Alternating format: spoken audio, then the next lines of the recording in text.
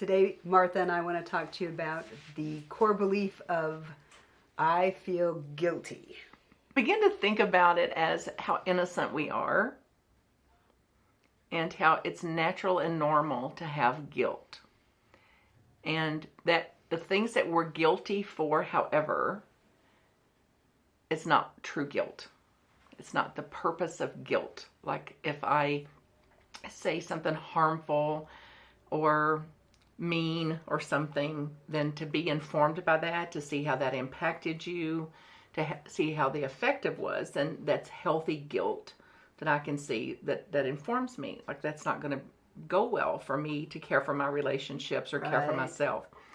So we're looking at really the depths of the core of guilt that was taken on as little kids, really, and that's perpetuated itself and grown for most of our lives, and how there's some optional guilt that hopefully we can shed, and hopefully this dialogue and discussion here is going to free up some space, some mental, physical, and spiritual space for something besides guilt.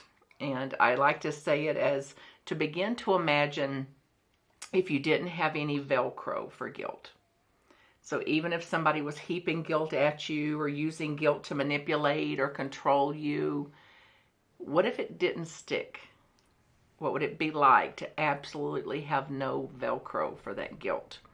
And that's our aim, and that's the direction we're going in this presentation. So if you tell me I've abandoned you, I shouldn't feel guilty about that. Only if you want suffering. Awesome. Then Yes. I can feel guilty about my suffering. So some people are born into families of certain ethnic groups where they say that guilt, or even religious groups where they say guilt is part of our DNA. You know, I'm Jewish, we do guilt. You know, I'm Catholic, we do guilt. You know, what kind of guilt is that? Is that the real guilt or the false guilt? Well, neither.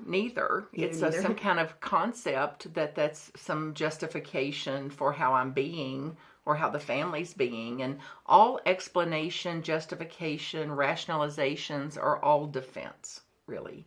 And all of that just keeps it bound. It's what really keeps me bound up in that and keeps me in a guilt bind versus saying, no family, no culture, no human being is that much unlike other human beings.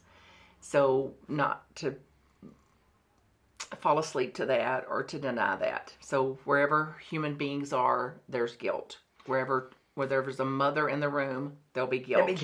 When there's a father in the room, guilt. When there's siblings in the room, guilt. Teachers, preachers, Indian chiefs, priests, nuns, everything, everybody under the sun. And we, over the years, have demonstrated that using guilt is a way to get people to fold, to get them to do differently. We've used guilt to teach. Mm-hmm. Manipulation, yeah. Absolutely. And to control. But it seems like some people have an inborn guilt, and like it's women in particular. You know, you walk around the corner in a grocery store and they happen to be coming towards you. Not even like about to run into each other. They're coming towards you. And they will say, sorry. Yeah. Well, this one's kind of funny for me because I was speaking about me doing this in the grocery store. And somebody actually hit me with their cart. And I said, I'm sorry. Awesome. Yes. And I told this story in Alberta, in Calgary, Alberta. And nobody laughed or found it funny at all. No. And I thought, well, I wonder if I didn't depict this, like actually what happened. Like and they was ran like, into well, of course me. you would say you're sorry. That's what Canadians do. So you would actually say they wouldn't have found it uncommon or out of the ordinary for me to say that I'm sorry for somebody else bumping me, because it's what politeness is. In Canada. Yes. So back to the cultural thing. Yes. And that, and years, not a minute ago, not years or decades, but a minute ago, I was caught in that. And that particular day, I happened to catch it. Like, I just said, I'm sorry.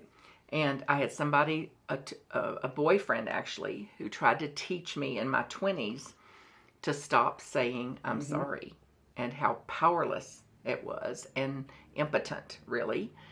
And And I could not comprehend it to save my life. Like, why would I stop saying, I'm sorry, I'm sorry, I'm sorry? Which gets back into a guilt Everything's and my shame. fault. So, of course, Everything I have to apologize. is my fault. I apologize for being born. I apologize for being in this space at this moment. I apologize. I used to talk really, really fast to get what I wanted to say out because I was like, who really wants to hear this? So let me tell you really quick and then run out of air because I did it in one breath. And then I'm like, I'm peter out. And then I'm just going to sit here and be invisible. Yes. I'm guilty of taking up space. Absolutely, for even the air we breathe.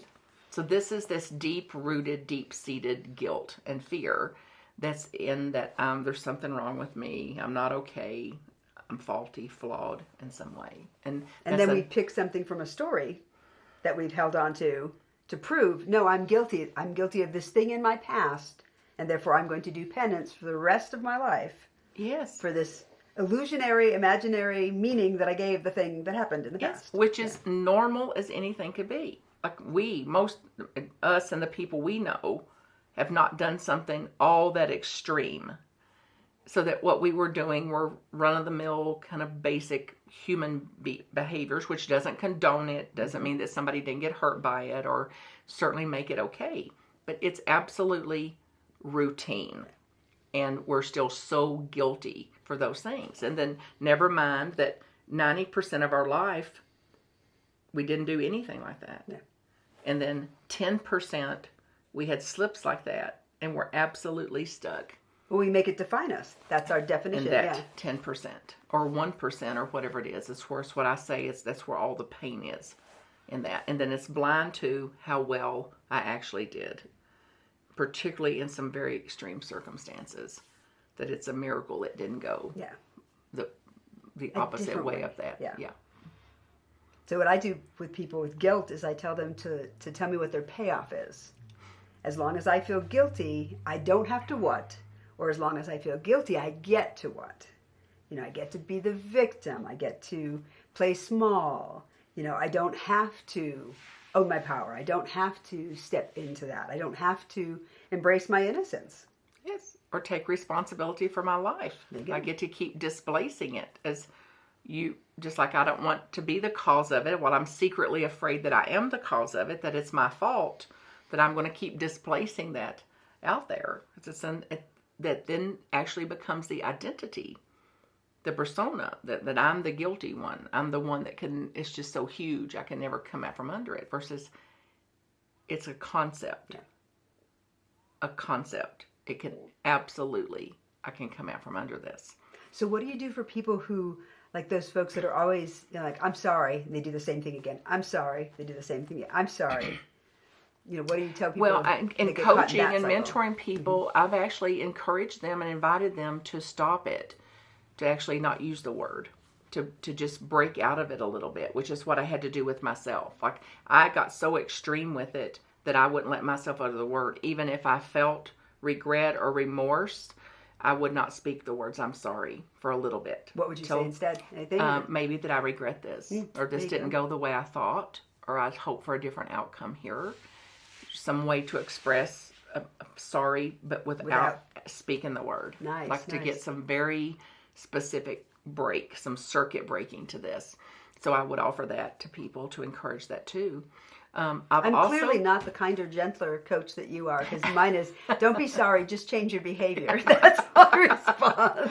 Well, whatever works. Yeah. And if it's effective, then that's like, go for it. Like, knock it off. There's a funny clip on YouTube with Bob Newhart called Stop It. Anybody can find it on by searching Bob Newhart and Stop It. And he's a counselor in that show that he had. And some woman comes in with his issues, and he says, I'm going to give you 2 words of advice. And she's like, should I write them down? And he's like, it's 2 words. Stop it. Whatever it is. She's just floored. And she goes, did you say stop it? Yes, stop it. It's like, you want me to just stop feeling guilty? He's like, yep, that's what I want. Like, okay, are we done here? Well, it's like you said, feelings aren't facts. I'm feeling this way, but I'm making that up.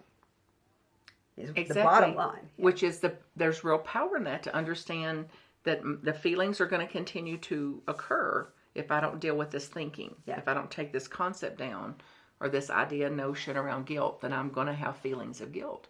I also encourage people to drop speaking the word feeling. So if they're saying, I feel so guilty, I feel so guilty, I feel so guilty, I would encourage them to use the other side of the brain, which is to say, I'm thinking that I'm guilty. I'm thinking and believing that I'm guilty. So that just brings a little light of awareness or a little mindfulness in, and is so out of their pattern of I feel guilty, I feel guilty, I feel guilty, that can open a doorway for something else. Like, I'm thinking I'm guilty. Yeah. Like, I think I'm guilty. yes, Yeah. there's another option for me here. I'd like Maybe. to pick guilt, please, for $100, Alex. Yeah, yes, well. It'd be cool if we had an entire yourself. Jeopardy show where the categories were the core beliefs. Yes. I'd like abandonment for 1,000, please, Alex. Oh, the Daily Double, you know? Well, as much as we claim we're not into that, Oh, we're so into it. and And if we claim we're not, then we're just going to be guilty about it. So, might as well own it, right? yeah, and just even imagine, just as I got a glimpse in of my own question, which is, who would I be if I didn't have a Velcro for guilt? And it's like the days of manipulation are over. Yeah. This notion that somebody did it to me or something, versus like if I exercise my own power, like whatever the opposite of guilt is. Yeah. Like Innocence. Like innocence. Yeah. And inclusion. Like everything goes. Everything is included here. So every body, every behavior, every thing under the sun in the human being bandwidth spectrum of being a human is included. But I Then think people what feel would I be guilty about sin, that they've sinned. And when you look at it from a Course perspective, sin is, I missed the mark. So like you said, let me see if I can do this better next time, instead of beating myself up for what I did. Okay, great. You're not back there anymore, but you're bringing back there with you. It's like going and checking your bags. Yeah. Imagine checking your bag and walking straight out of the airport without ever going to baggage claim. That's what it would be like if we just stopped it. Stopped it. Stop it. Yeah. Yeah. And to actually look at the consequences on me of not doing that. Mm-hmm. Like, it's awfully heavy. And then instead of responding with OMG, look what I did, it would be, of course. Well, of course I did that. Believing what I believed, thinking what I believe, in the shape I was in, of course I did that. Of course she did that. Instead of, can you believe? Yeah. It's like, well, yeah. Well, yeah. This is It's what we do. ordinary. Yeah. It's so ordinary. Yes.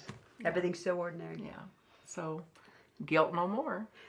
And if you want to hang on to your guilt, don't call us. But if you Yes. want to let go of your guilt, transform your guilt, and you'd like to work with us as coaches, you can reach Martha at marthacreek.com and me at paulalanguthryan.com.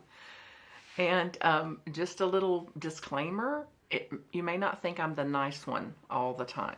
She is the tormentor. I'm just the irreverent Rev. So. There you go.